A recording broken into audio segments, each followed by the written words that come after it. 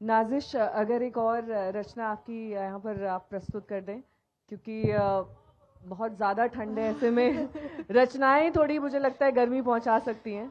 नहीं, अभी मैं पहले आपके उस सवाल का जवाब मुझे बिल्कुल दीजिए। अभी अभी आपने इनसे पल्लवी जी से समय पूछा था कि कविता में युवा कहाँ है ना, अभी आपने पूछा था, तो बात ठीक है।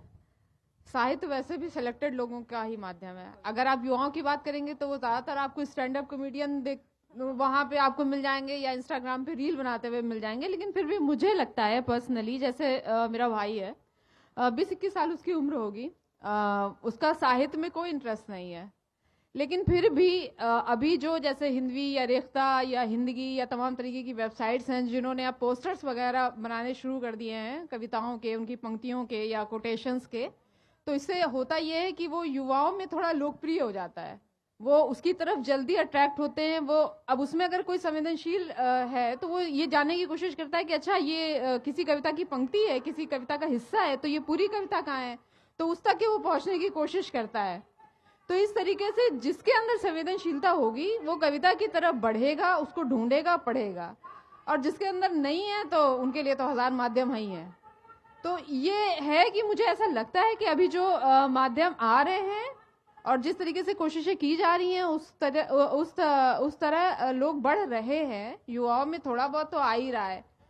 बाकी मुझे लगता है कि फिर भी अगर आप संवेदनशीलता तो अंदर से ही आता है, ये आप हाँ, जिसमें संवेदनशीलता होगी वो आएगा। अब आप बहन है तो घर में माहौल भी है, लेकिन इसके बावजूद नहीं है। नहीं, ऐसा नहीं है, लेकिन मुझे लगता है ये अंदर से होता है। अगर आप में संवेदनशीलता होती है तो आप उसको समझते हैं, तो आप उस तरफ आते हैं, और अगर नहीं है तब भी मुझे लगता है कि आना चाहिए, पढ़ना चाहिए, ताकि आप संवेदनशील बने।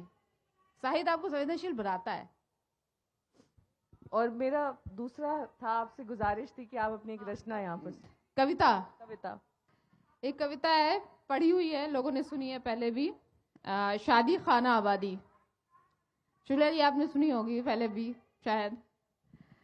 तो कविता का शीर्षक है शादी खाना आबादी। तमाम दीनी किताबों से अभी आप फिर शब्द पर आपत्ति करेंगे, अच्छा मैं ये वाली छोड़ देती हूँ। नहीं, आप छोड़िए कुछ मत, आप जो मर्जी आप यहाँ पर सुना सकती हैं, क्योंकि हमारा मंच ही इस तरीके का है कि हम पूरी आजादी देते हैं, जो आपकी मर्जी हो आप सुना सकती हैं यहाँ पर। मैं तो सिर्फ ये कहा था कि कई बार उसमें आप फिल्टर लगाती हैं या फिर जो आपके दिल में आता है वही कविता का स्वरूप होता है। डिपेंड करता है सिचुएशन पर भी, कई बार एज इट इज आ जाती है, कई बार आप उसको थोड़ा फॉर्म अप कर ले जाते हैं। एक कविता है बहुत छोटी सी कि दीन बचा रहे, कविता का शीर्षक है दीन बचा रहे। जब अल्लाह ने बनाए बेटे कहा जाओ अपने बाप की मदद करो, जब अल्लाह ने बनाए बेटे कहा जाओ अपने बाप की मदद करो, जब बनाई बेटियां कहा तुम्हारे बाप की मदद मैं करूंगा।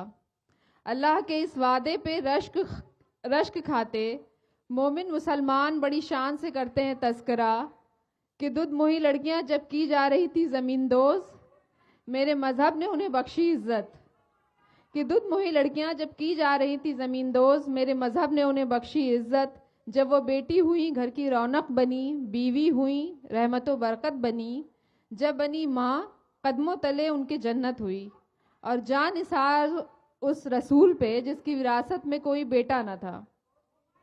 आह मेरा मजहब वाह मेरा दीन करते हुए, आह मेरा मजहब वाह मेरा दीन करते हुए, जिन मर्दों की छातियां फक्र से चौड़ाई थी उन्होंने भी पैदा की थी बेटियां, कभी 3 कभी 5 कभी 7, सिर्फ एक बेटे की आस में जो जाए साथ उनके ईदगाह पढ़ने नमाज, कि दीन बचा रहे और बची रहे विरासत भी।